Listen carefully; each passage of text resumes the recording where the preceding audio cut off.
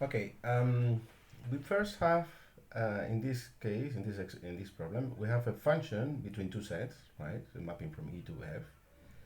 And then we define with this function a correspondence R like this.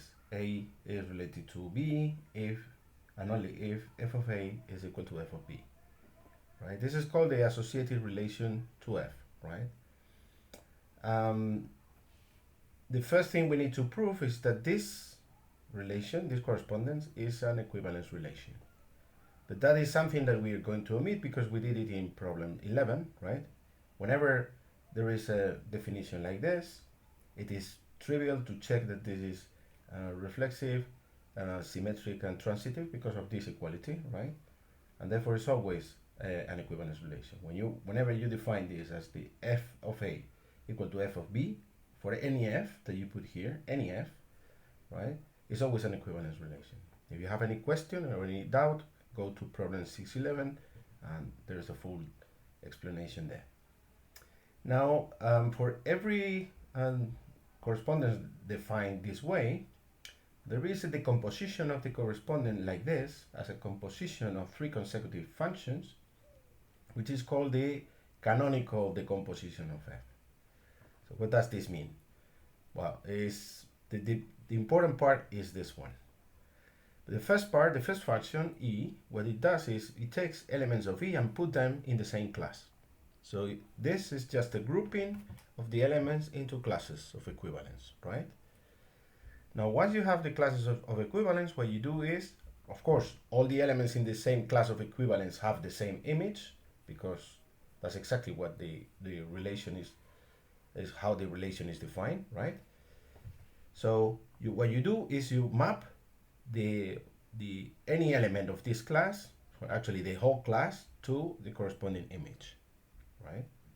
And finally, what you do is, well, this is just trivial. This is the identity. What you do is you lift this set to the whole set F, which means, well, in case F contains more elements than f of E, well, then it's just the identity between the two, right? This is just a formal definition. This is pretty much irrelevant.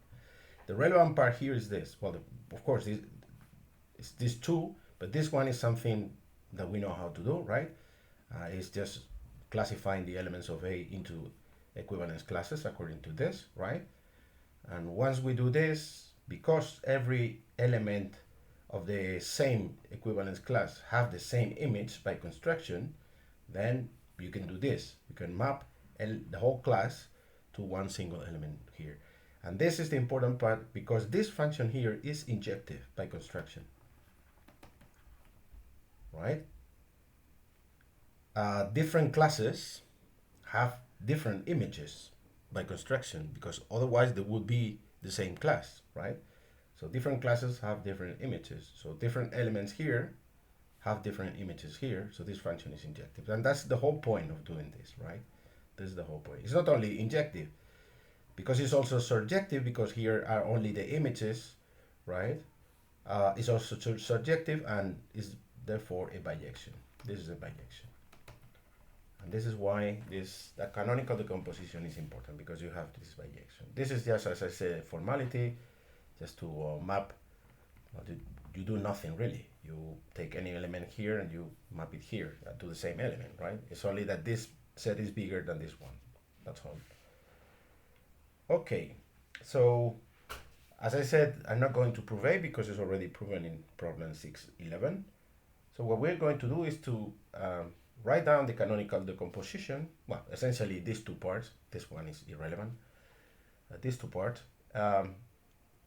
into, well, for two particular functions, for f and for g, the sine and x squared. So let's begin with the sine, right? For the sine, what we have to do is to determine all elements having the same sign, right? So if this, let's say, if you have an element x with a given sign, what are all possible real numbers y whose sign is equal to that one? Well, there are two versions of this answer.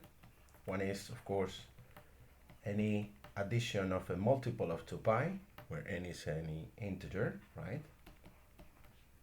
makes another angle which has exactly the same sign. All right. Remember, this is the circle, right?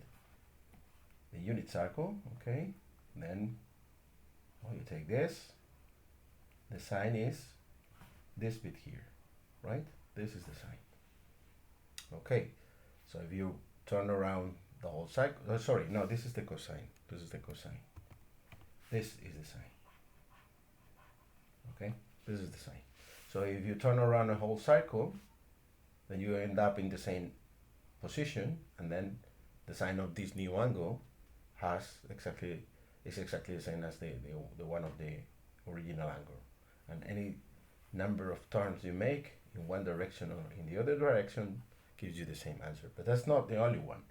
If you also have this angle, which is the supplementary angle, this angle also has the same sign, right? And this angle is pi minus x, right? So pi minus x has the same angle. And of course, if you add any multiple of 2 pi, you also have the same angle. So these two sets of angles have exactly the same sign as the original angle x, all right? So what do you do to obtain the equivalence classes then? Well, what you do is you take x, any x between minus pi half and pi half, and you take this angle as the representative angle of the class, okay? And then you construct the class x as the set of all angles of the form 2n pi plus x, right? These are this, okay, when n is an integer, and then also all of the form, you see, is 2 pi n plus pi is 2n plus 1 pi minus x, where n is an integer, okay? So all these angles are in the same class as the angle x, right? Okay? So you see the canonical decomposition is you take first E, it takes any angle in R, right, and brings it to the interval minus pi half, and to the corresponding class, right? Okay? And then once you have that, then you have the mapping. Your mapping is you take any angle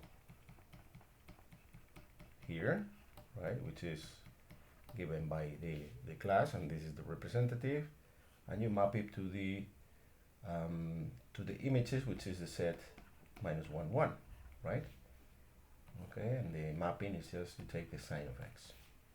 X, remember, is now an angle in this set here. Okay, so now this function is injective because there's only one angle. You see, if you are in this region, right, only in this region, then there's only one angle with a given sign, right? If you have two different angles, you have two different signs. Okay, and finally, the trivial function I is just it takes minus 1, 1, right, and put it in A, but it's just copy. If you had the sign of x here, then just copy it. It's the sign of x here.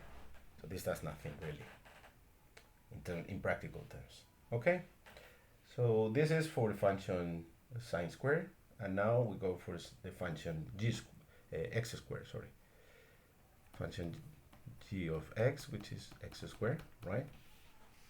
And now the relation is defined by all elements satisfying this. Well, it's clear by the properties of the square that if you take any x which is larger than or equal to 0, a real number larger than or equal to 0, then the class defined by x is, well, depends. It's just 0 if x is equal to 0, or if it is x and negative x if it is non-zero. All right? So there's a one equivalence class having only one element, which is the 0, right? And then the rest of the classes contain two elements, the positive and the negative number. So that's why you take as the representative, you take the positive one, okay? So again, what you do is you first take all the real numbers, right?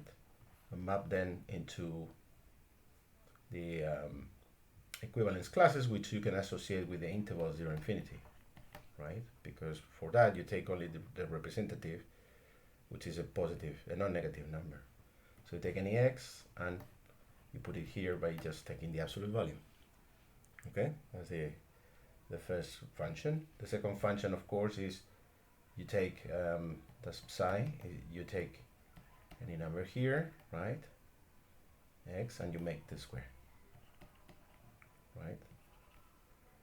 And that maps into 0 infinity because the square is always a non-negative number. And the trivial function I, what it does is you take any number that you have in 0 infinity and lift it to r, but just leave it like that. So this is the canonical decomposition in this case.